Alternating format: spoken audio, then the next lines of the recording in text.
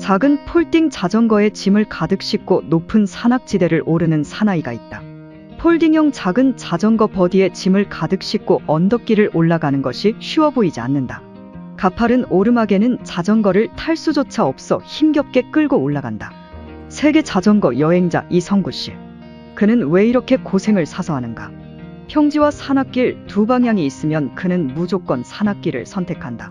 어느 나라든 도착하면 멋진 풍경이 있는 산길을 찾는다.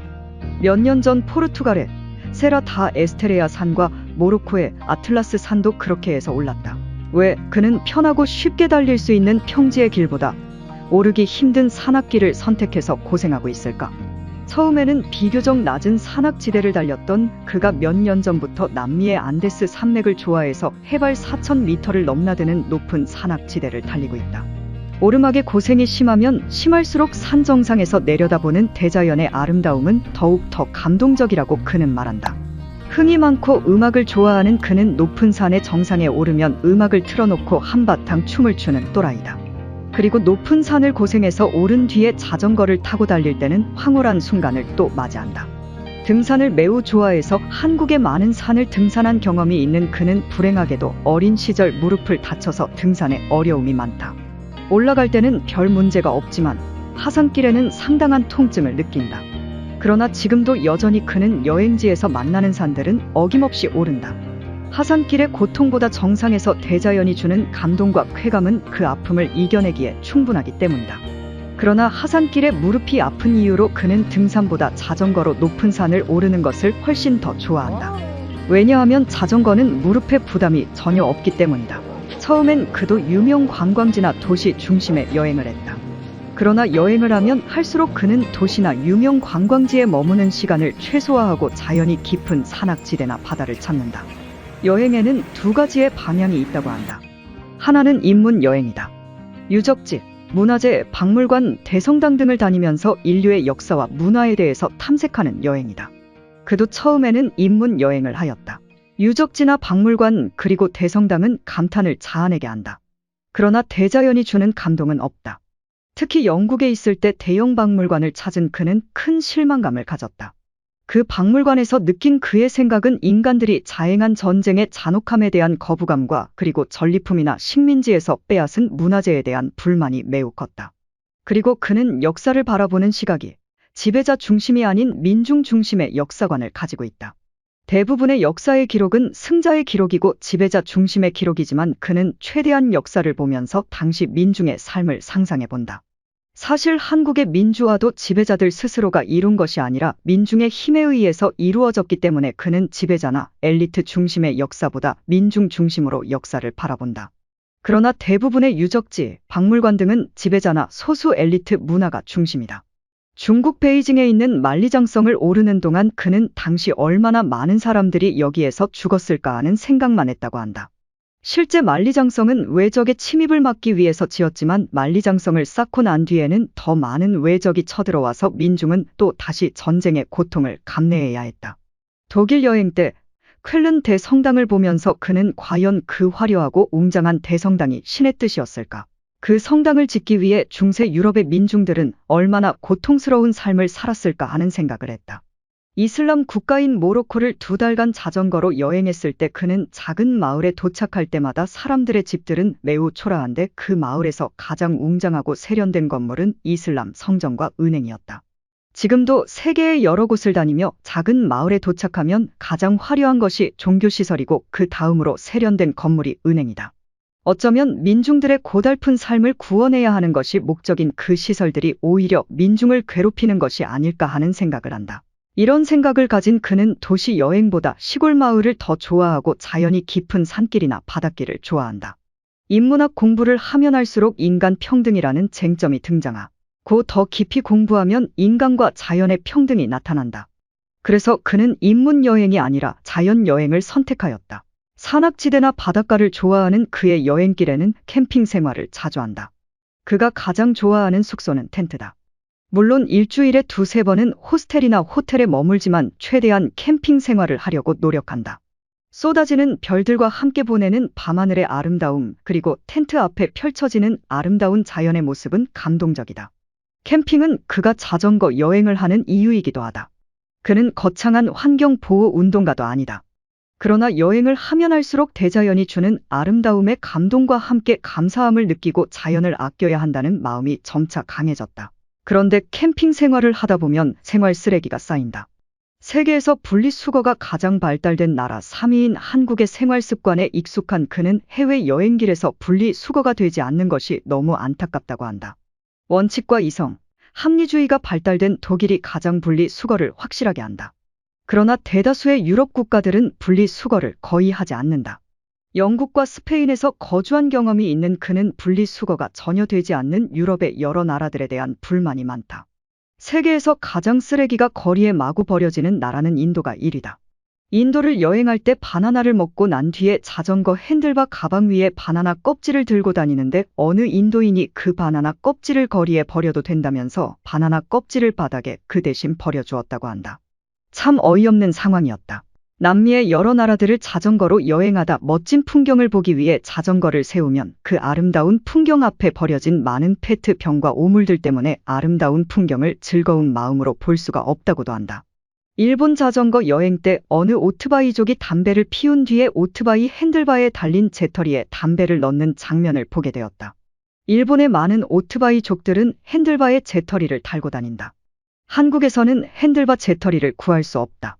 캠핑 생활은 매우 아름답지만 캠핑 생활을 하다 보면 생활 쓰레기가 많아진다.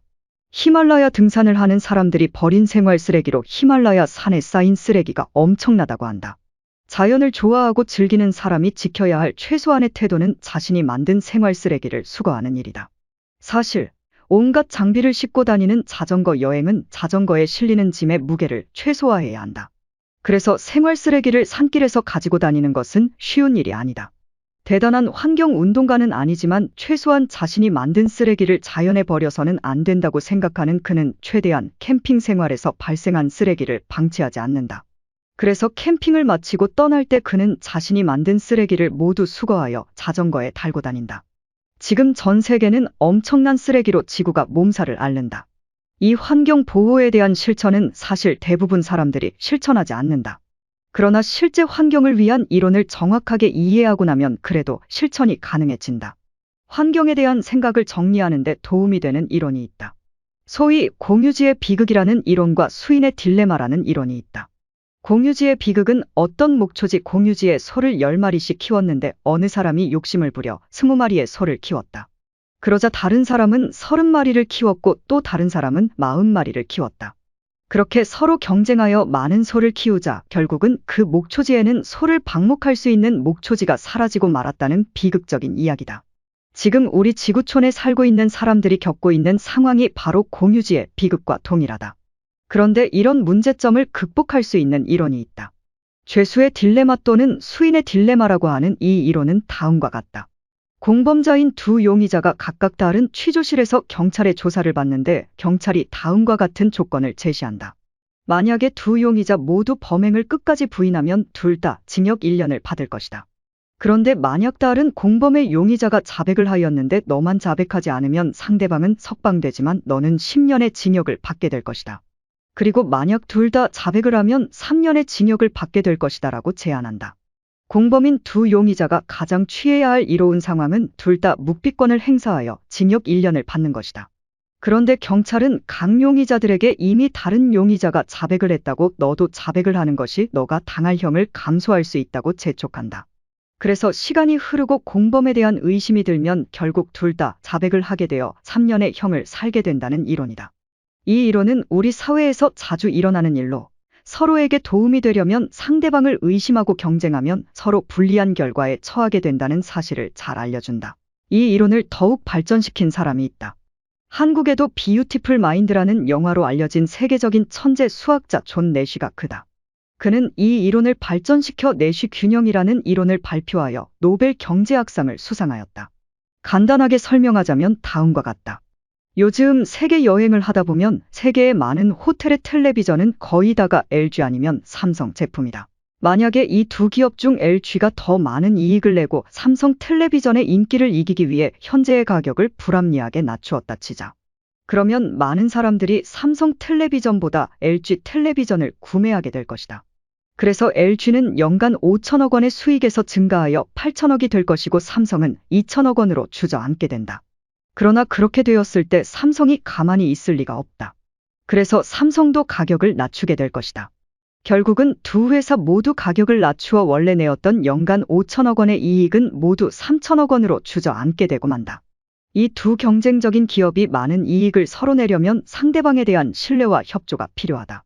존 내쉬의 경제 이론이 대단한 이유는 아담 스미스가 국부론을 통해 말한 완전한 자유경쟁이 경제 발전이라는 이론을 온전하게 비판하였기 때문이다. 이 이론은 매우 많은 사회 현상에 적용될 수 있다. 남북의 군비 축소, 영호남의 지역 감정에 의한 투표, 과열된 사교육 경쟁 등이 적절한 예가 될 수 있다. 즉 서로에게 이익이 될 수 있는 내시 균형을 이루기 위해서는 상대방에 대한 신뢰와 협조가 필요한데 그 신뢰와 협조를 하지 않고 경쟁만 하면 서로 손해를 볼 수밖에 없다. 남한과 북한이 서로를 신뢰하고 군비를 축소한다면 한반도의 불필요한 긴장 관계는 없어질 것이다. 특히 지역 감정을 조장한 과거 정치 형태에서 벗어나 영남에서도 호남에서도 정치적 역량과 비전을 제시하는 정치인이 있다면 지역과 관계없이 투표하면 국가 전체의 이익이 될 텐데 영남에서는 그렇게 하더라도 호남이 제대로 하지 않을 것이라는 의심을 가지면 정치는 발전하기 어렵다. 그리고 내 자녀의 고통스러운 삶에서 벗어나 학원에 보내지 않으려고 할 때 다른 부모들이 그런 의도를 가지지 않을 것이라는 경쟁과 의심을 하게 되면 한국의 자녀들은 더욱 힘든 과잉 경쟁에 처하게 되어 삶이 고통스러워진다. 그런데 이러한 내시 균형은 특히 환경 문제에 대한 문제를 해결하는 데 어려움이 매우 크다. 왜냐하면 환경은 워낙 넓고 내가 노력한 만큼 그 이익이 직접적으로 돌아오지 않는다는 생각이 강하기 때문이다. 나는 환경을 위해서 이만큼 노력을 했으니 나는 맑은 공기를 마실 수 있지만 너는 노력을 하지 않았으니 너는 맑은 공기를 마시지 말라는 원리는 환경에 절대 적용될 수 없다. 소위 환경은 무임승차가 무한하게 허용되는 광범성을 지니기 때문이다. 환경은 경쟁적으로 서로 차지할 필요가 없을 정도로 널리 퍼져 있기 때문에 사람들은 상대방을 신뢰하고 스스로 노력하는 것을 하려 하지 않는다. 그러나 지금 우리는 이전 세대가 평상에 누워서 아름다운 밤하늘의 별을 마음껏 볼 수 있었던 것이 불가능해졌다. 오랜 세월 동안 잘 지켜졌던 사만사온의 원칙은 언제부턴가 사라지고 말았다. 지금 한국에서는 밤하늘의 별이 거의 보이지 않을 정도로 심각해졌고 우리의 후손들은 더욱더 심각한 환경 오염에 시달릴 것은 너무나 분명하다. 한국이 세계에서 분리수거를 아주 잘 아는 나라 3위에 차지하게 된 것은 한국인들의 환경에 대한 의식이 높아서라기보다 쓰레기 종량제 봉투라는 제도가 실시되었기 때문이다. 그래서 환경은 무리가 따르더라도 강제적인 제도가 필요하다. 환경의 복구는 매우 긴 시간이 필요하다. 나의 자녀가 아름다운 자연 속에서 살아갈 수 있게 하려면 우리 모두가 엄청난 노력을 해야 한다. 그 노력을 위해서는 이론적인 것을 정확하게 이해할 필요가 있다. 그리고 그 실천은 제도가 뒷받침되어야 한다. 아름다운 자연을 누구보다 많이 즐긴 이성구 씨는 자전거가 뒤집어지는 사고가 일어난 날에도 캠핑 후 발생한 쓰레기를 달고 있었다.